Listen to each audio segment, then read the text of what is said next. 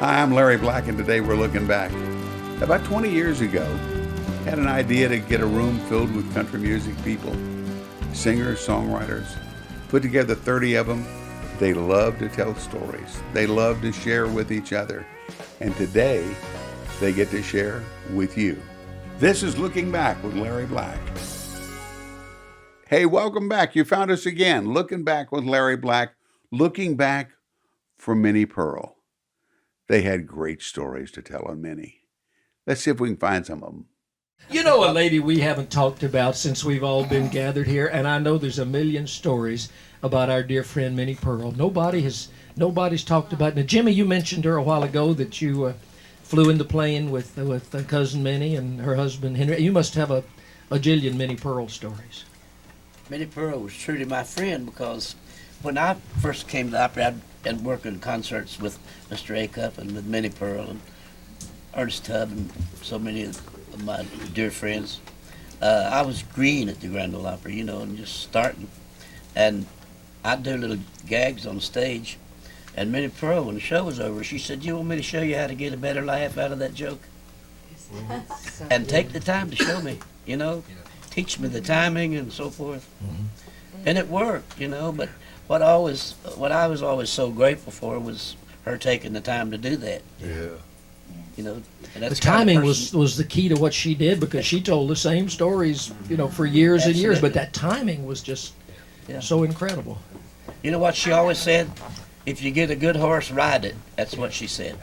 And that's what she did with her gags. Yeah. Same old stories year after year, but every time you heard them, they were funny. The first time I ever saw Minnie was when I was 10 years old in Maryville at a tent show with Roy Acuff.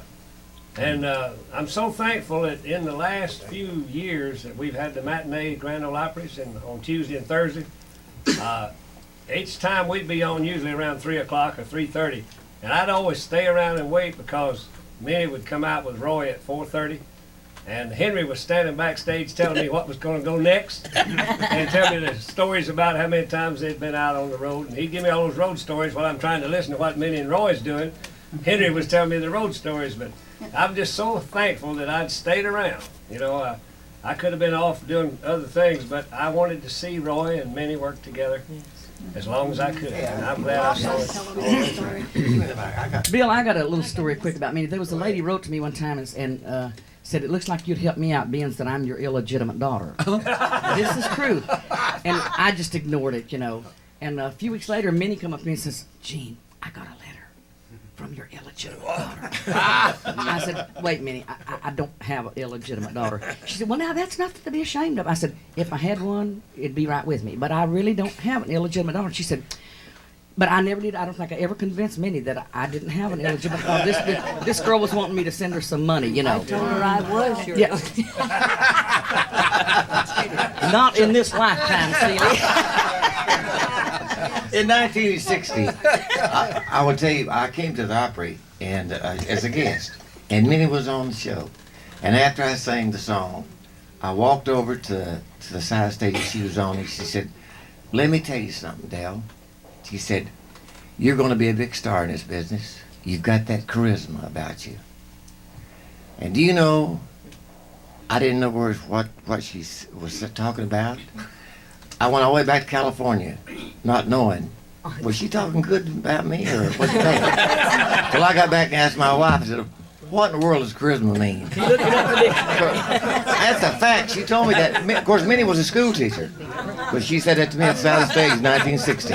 She's known to be wrong. Hand Joe from time Ellison to a time, microphone back there. Hand Joe a microphone. He's got a Minnie Pearl. When I met Minnie, Tex Ritter and I were driving from New York to California, just the two of us. Greatest trip I ever took in my life. We were going through Arkansas, and there was a hat show print sign up on a telephone pole. Said Pee Wee King's tent show in Pocahontas, Arkansas. I said, "Tex, you know where Pocahontas is?" He's, "No, but we'll find it." And we went there, and Minnie was on the show. So that's the first time I ever met her. She was a young girl and a wonderful comedian. The next time I saw her, to get close to her, was she played Disneyland, and I went down to see her. And I had grown a beard by that time.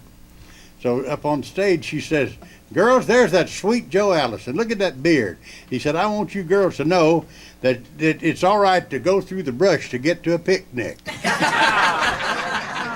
And I did one other thing I'll tell you about real quick that she wrote about in her book, and it was written up in newspapers and stuff. It was innocent at the time, but I used to be a commercial artist back in my young days.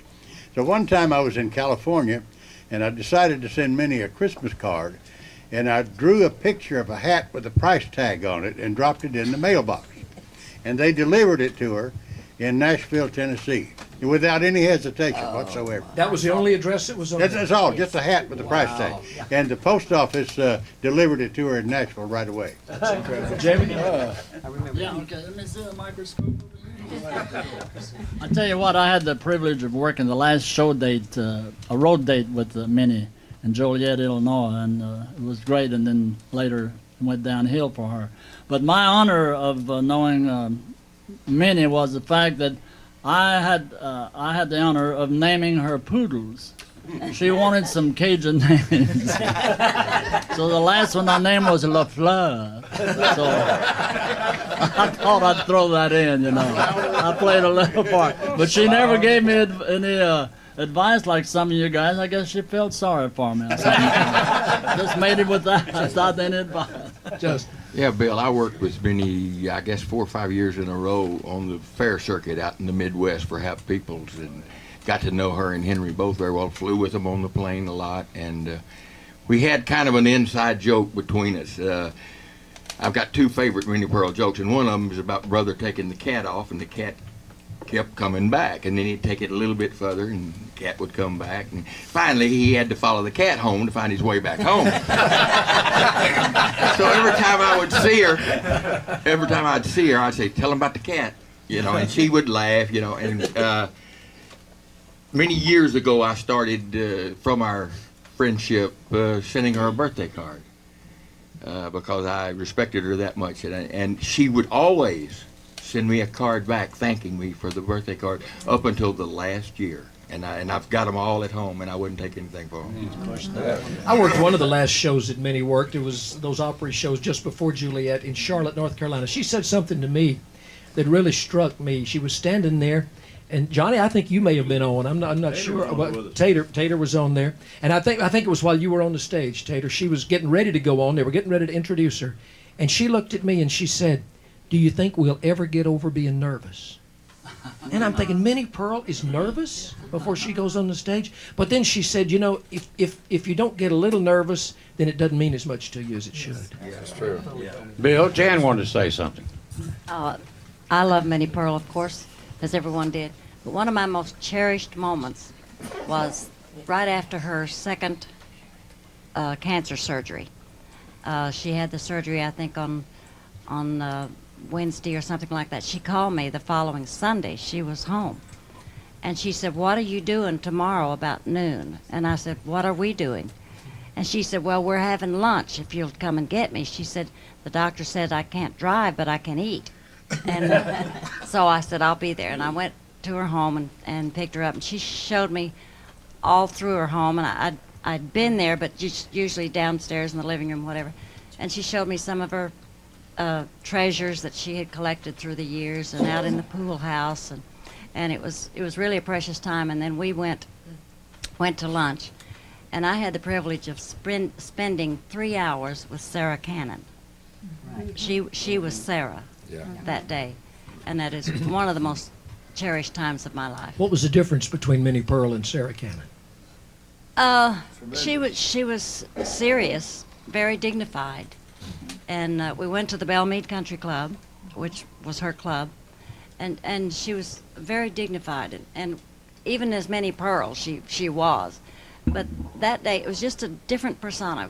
It was Minnie was a country girl. She was a classy, sophisticated lady. Because I worked a show in Charlotte, North Carolina, during her illness, with her, a True Values store. You remember those tours, and for 45 minutes, she went on that stage, and she never pulled one joke in that 45 minutes. She was Sarah Cannon. She talked about Minnie Pearl Minnie Pearl's life in general and kept those people spellbound for that entire show. Well, the thing about her to me was the love that she and Henry had for each other. Well, it A was- lot of it. and she told me one time, she said the first time that she went out with Henry, their first date, they went to Roy Acuff's house, or was it a trailer, Oz? Trailer, and they walked in the kitchen, and there was 2 or 3 people down on their knees shooting dice. And Henry looked at Minnie and said, "This is where I want to be." The week that Marty Robbins died, Jimmy Riddle died that week.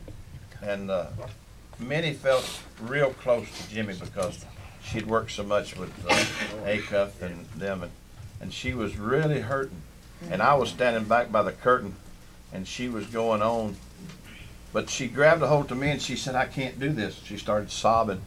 But she went out and she was really funny. She was extremely funny. Then she came off the stage and grabbed me, and I kind of held her there, and while she cried a little bit. And I saw Henry walk in, and he didn't come over. In a few minutes she saw him, and so she left and went over to him. Then a few minutes later Henry walked over to me and he said, "Thanks for holding my Minnie." Don't forget to hit that subscribe button. We have more coming just for you. Larry Black, Looking Back. Remember to remember.